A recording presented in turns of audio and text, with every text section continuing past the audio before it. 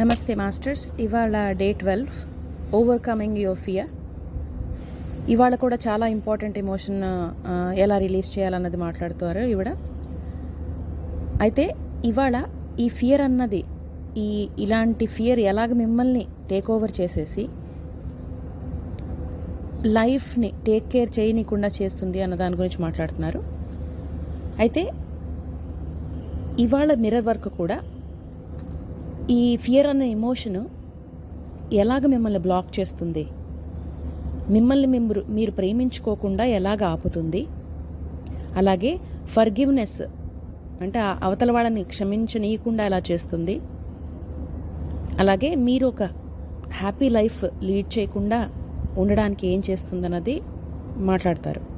ఈ ఫియర్ అన్నది మన ప్లానెట్ మీద చాలా ఎక్కువగా ఉంది. అంటే ఇప్పుడు మనకి జరుగుతున్న వార్స్ కానీ, మర్డర్స్ కానీ, అలాగే ఒకళ్ళ మీద ఒకళ్ళ నమ్మకం లేకపోవడం కానీ, చాలా విపరీతమైన గ్రీడ్ కానీ, వీటన్నిటికీ కారణం fear.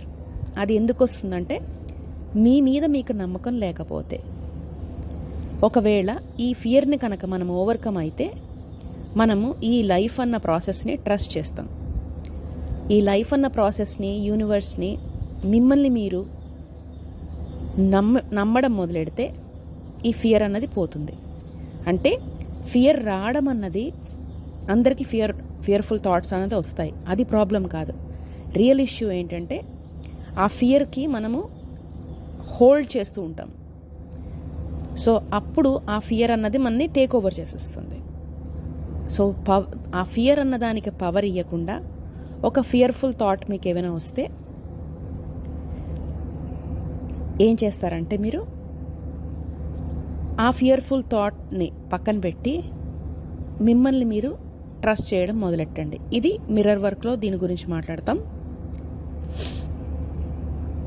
Thank you masters.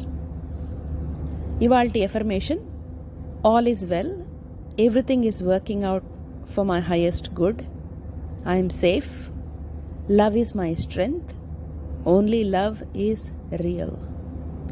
All is well, everything is working out for my highest good, I am safe, love is my strength, only love is real. Thank you.